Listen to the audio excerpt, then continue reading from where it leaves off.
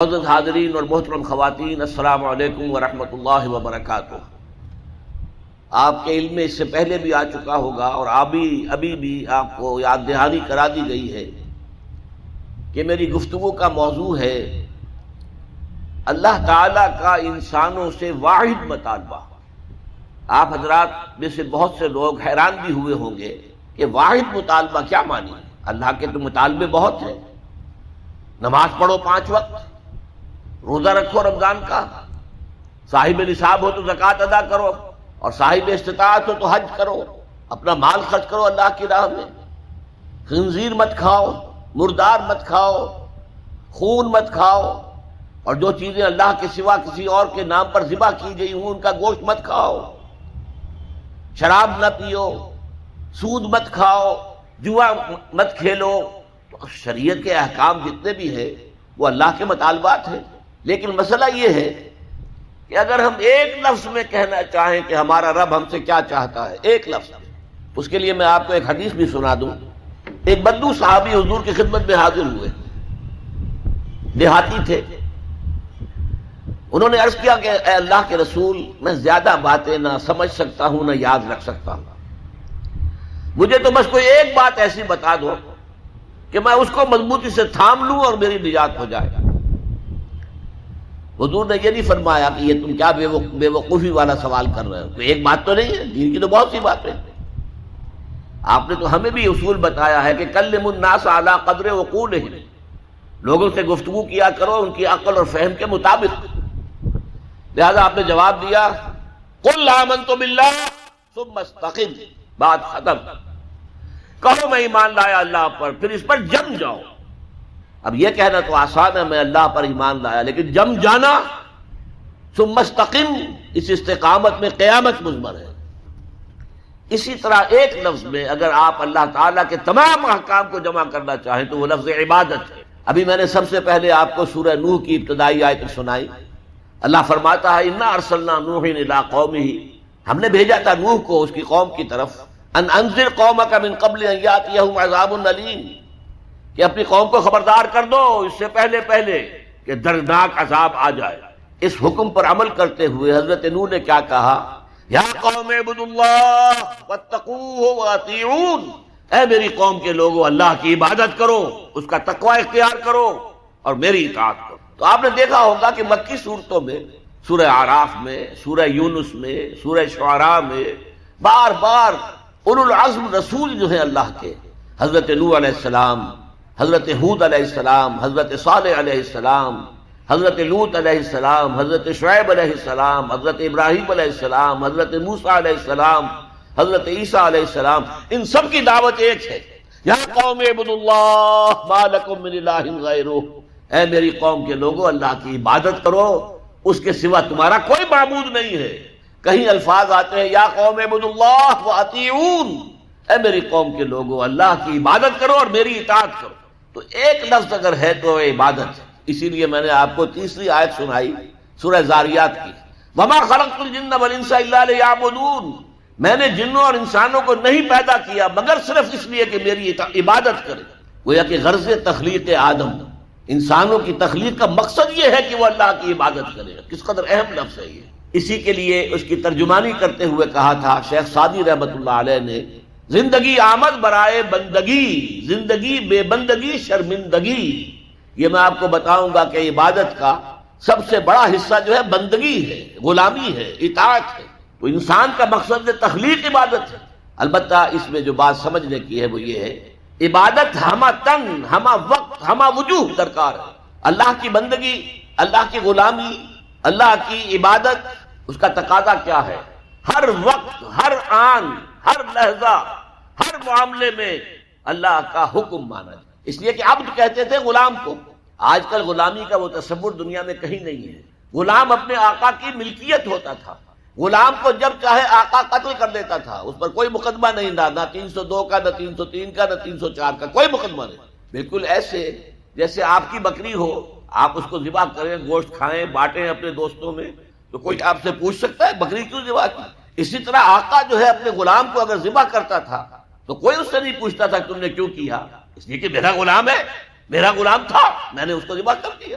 اچھا آج ہمارے ذہن میں سب سے بڑا نقشہ آتا ہے ملازم کا، کہ ملازم جو ہے جس نے ملازم رکھا ہے، امپلائر اور امپلائی ریلیشن شپ کیا ہے، زیادہ سے زیادہ وہی ہمارے سامنے آتا ہے.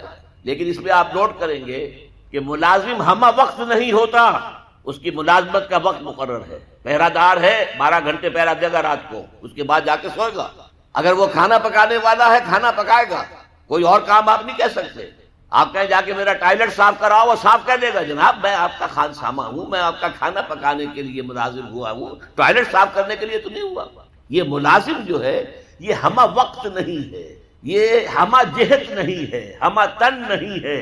لیکن غلام جو ہوتا تھا، غلام کسی وقت بھی انکار نہیں کر سکتا. رات کو 12-1 بجے آقا حکم دے وہ اس کو پورا کرنا ہوگا، جو حکم دے پورا کرنا ہوگا. لہذا اس غلامی کا تصور کیجئے. عبد، عبد سے بنا عبادت. جیسے بندہ، فارسی میں عبد کا لفظ کیا ہے؟ بندہ. بندہ و آقا، تمیز بندہ و آقا فساد آدمیت ہے. لیکن وہ بندہ جو ہے جس سے بندگی بنا ہے، تو میں نے ابھی آپ کو شعر سنا دیا، زندگی آمد برائے بندگی، زندگی بے بندگی شرمندگی. تمہیں تو پیدا ہی کیا گیا اس لیے کہ ہماری عبادت کرو، تمہارا مقصد تخلیق یہ ہے کہ ہماری عبادت کرو. تو یہ عبادت ہے ہمہ تن، ہمہ وقت، ہمہ وجوہ، اللہ کی اطاعت، اللہ کی غلامی، اللہ کی بندگی.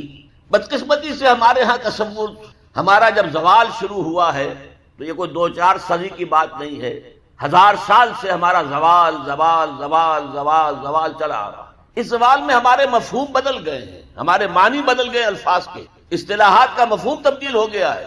اب ہم کیا سمجھتے ہیں؟ عبادت ہے نماز، روزہ، حج اور زکوٰۃ، بس یہ عبادت ہے. اور عبادت کسے کہتے ہیں؟ بہت غلط بات ہے. سوچئے اگر عبادت یہی ہے نماز روزہ، تو کیا ہم 24 گھنٹے نماز پڑھتے ہیں؟ اللہ نے کہا میں نے پیدا ہی کیا عبادت کے لیے. تو کیا 24 گھنٹے روزہ رکھتے ہیں؟ کیا 12 مہینے روزہ رکھتے ہیں؟ کیا ہر وقت 24 گھنٹے نماز پڑھتے ہیں؟ نہیں. یہ نماز، روزہ، زکوٰۃ، حج یہ عبادات تو ہیں، وہ اصل عبادت ہے بندگی، اطاعت، غلامی، جو ہمہ وقت ہے، ہول ٹائم، ہمہ جہت، ہمہ وجوہ، اللہ کی اطاعت.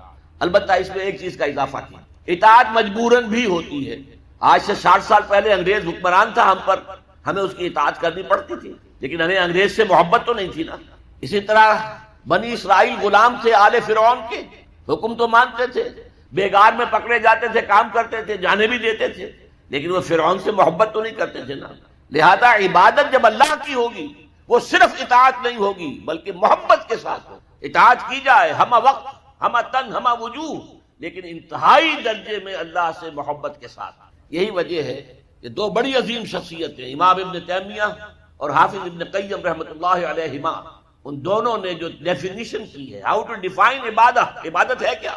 تو حافظ ابن قیم کہتے ہیں العبادت تجمع اصلین، 2 چیزوں کو جمع کرنے سے عبادت بنتی، غایت الحب وغایت الذل والخضوع، حد درجے میں اللہ سے محبت کرنا اور حد درجے میں اس کے سامنے جھک جانا، بچ جانا، جو حکم جو فرمان ہو حاضر، یہ ہے عبادت. البتہ یہ ہے، نوٹ کیجئے، عبادت کا چونکہ جسم ہے وہ ہے اطاعت.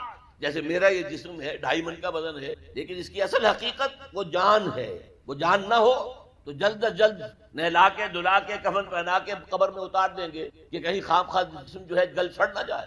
اصل سے جان ہے، جان تو نظر نہیں آتی، نظر تو جسم آتا ہے. لہذا اطاعت کا جو جسم ہے وہ ہے عبادت کا جسم ہے اطاعت، وہ نظر آتا ہے. اللہ کا حکم ہے نماز پڑھو، نماز پڑھتے نظر آتا ہے کہ نہیں؟ اللہ کا حکم ہے روزہ رکھو، ہم نے روزہ رکھا تو سامنے معلوم ہو گیا کہ نہیں کہ روزہ رکھا. اللہ کا حکم ہے زکوٰۃ دو، تو ہم زکوٰۃ دیتے ہیں تو لوگوں کو پتہ چلتا ہے کہ ہم نے زکوٰۃ دی. اللہ کا حکم ہے کہ اگر صاحب استطاعت ہو تو حج کرو، تو جب ہم حج کرتے ہیں لوگوں کو نظر آتا ہے کہ ہم حج کر رہے ہیں. لیکن یہ عبادت تب بنے جبکہ اس میں حد درجے کی محبت شامل ہو. الا لا ایمان لمن لا محبت له، الا لا ایمان لمن لا محبت له، الا لا ایمان لمن لا محبت له. جس میں یہ محبت نہیں ہے اس کا کوئی ایمان نہیں. محبت اللہ کی نمبر 1 اور محبت اس کے رسول کی نمبر 2، یہ دونوں محبتیں ہوں تو ایمان ہے. ورنہ قرآن میں فرمایا گیا والذین آمنوا اشد حبا للہ، اشد حبا للہ. اشد کا لفظ آپ جانتے ہیں شدید ترین. جو واقعی صاحب ایمان ہیں وہ شدید ترین محبت کرتے ہیں اللہ کے ساتھ. اور رسول نے اپنے بارے میں فرما دیا بہت خوبصورت، لا یؤمن احدکم حتی اکون احب الیہ من والدہ وولدہ والناس اجمعین، تم میں سے کوئی شخص مومن نہیں ہو سکتا جب تک کہ میں اسے اس کے باپ سے، اس کے بیٹے سے اور تمام انسانوں سے زیادہ محبوب نہ ہو جاؤں۔ تو یہ محبت نظر تو نہیں آتی، نظر آئے گی اطاعت، کہ آپ نے اللہ کا حکم مانا، رسول کا حکم مانا، لیکن یہ اطاعت عبادت تب بنے گی جبکہ اللہ کی محبت کے جذبے سے سرشار ہو کر اللہ کی اطاعت کی۔ چنانچہ قرآن میں اس کی بڑی عمدہ مثال ہے، جب حضرت موسیٰ علیہ السلام پہلی مرتبہ فرعون کے دربار میں پیش ہوئے تو فرعون نے مذاق اڑایا کہ یہ آیا ہے، یہ موسیٰ اور یہ ہارون اس کا بھائی، اور یہ ہم پر حکم چلانا چاہتے ہیں، وَقَوْمُهُمَا لَنَا عَابِدُونَ، حالانکہ ان کی قوم تو ہماری عابد قوم ہے، غلام قوم۔ اب یہاں عبادت کے کیا معنی ہے؟ بنی اسرائیل پوجتے نہیں، وہ بادشاہ کی پرستش نہیں کرتے تھے، لیکن بادشاہ کی اطاعت کرنے پر مجبور تھے، اطاعت کرتے تھے۔ اس کو اس نے کہا وَقَوْمُهُمَا لَنَا عَابِدُونَ، ان کی قوم جو ہے وہ تو ہماری عابد ہے، عبادت گزار ہے، ہماری غلام ہے، ہماری اطاعت شعار ہے، ان کو کیا حق پہنچتا ہے؟ ہماری بلی ہمیں کو میاؤں۔ اچھا کوئی شخص کہہ دے کہ یہ تو فرعون کا لفظ ہے، آپ اسے دلیل کے طور پر لے آئے، اللہ کا لفظ تو نہیں ہے، تو وہ بھی سن لیجئے۔ ایک دوسری ملاقات میں حضرت موسیٰ علیہ السلام نے جب دعوت پیش کی تو فرعون نے طنز الم نربک فینا ولیدا، اے فرعون، اے موسیٰ تم وہی نہیں ہو جسے ہم نے اپنے گھر میں پالا پوسا تھا؟ اللہ تعالیٰ کے حکم سے حضرت موسیٰ کو تو ایک صندوق میں بند کر کے دریائے نیل میں ڈال دیا تھا ان کی والدہ نے۔ وہ محل کے پاس سے گزر رہا تھا کہ وہاں کچھ عورتیں جو ہے دریا پر آئی ہوئی تھی نہانے وغیرہ کے لیے، انہوں نے وہ تابوت جو تھا صندوق وہ پکڑ لیا، اس میں حضرت موسیٰ نے کہا، اور اتنے خوبصورت، یہ فوراً سمجھ میں آ گیا تھا یہ کوئی اسرائیلی ہے، اور اسرائیلی بچوں کے بارے میں حکم تھا کہ فوراً قتل کر دو، اگر لڑکا ہو، لڑکی ہو تو زندہ رہ دو۔ لیکن یہاں حضرت آسیہ تھی، فرعون کی ایک مسلمان بنی اسرائیل میں، انہوں نے کہا فرعون سے لا تقتلوا، مت کرو، قرۃ اعین لی ولک، دیکھو ہمارے ہاں اولاد نہیں ہے، یہ تو میرے اور تمہارے لیے آنکھوں کی ٹھنڈک بن جائے گا، دیکھو کتنا خوبصورت بچہ، لہذا ان کو قتل۔ اللہ تعالیٰ نے ایک جگہ سورہ طٰہٰ میں احسان ملا حضرت موسیٰ پر، وَأَلْقَيْتُ عَلَيْكَ مَحَبَّةً مِّنِّي، میں نے اے موسیٰ تم پر اپنی محبت کا پرتو ڈال دیا تھا، ایسی محبت خدا بندی، ایسا اس کا جذبہ ابھرا لوگوں کے اندر کہ حضرت موسیٰ کو پہنچایا گیا، محل میں پلے ہیں۔ تو اس کے بعد فرعون کی اس وقت تک اولاد نہیں تھی، بعد میں اولاد ہو گئی، لیکن وہ جو بعد میں اولاد ہونے والا جو ہے، پیدا ہونے والا شہزادہ،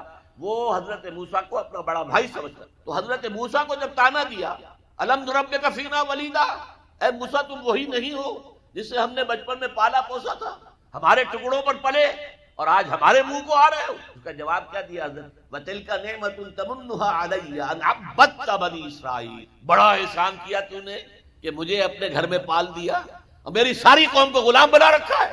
ان عبدت بنی اسرائیل، یہاں بھی لفظ عبادت آیا، تو لفظ عبادت کا پہلا اطلاق اطاعت پر ہے، البتہ اس کی روح جو ہے وہ محبت ہے، روح نظر نہیں آئے گی، جسم نظر آئے گا، لہذا عبادت کا جسم اطاعت، اللہ کی اطاعت ہمہ تن ہمہ وقت ہمہ وجوہ، اور اللہ کی اطاعت کا راستہ اللہ کے رسول کی اطاعت۔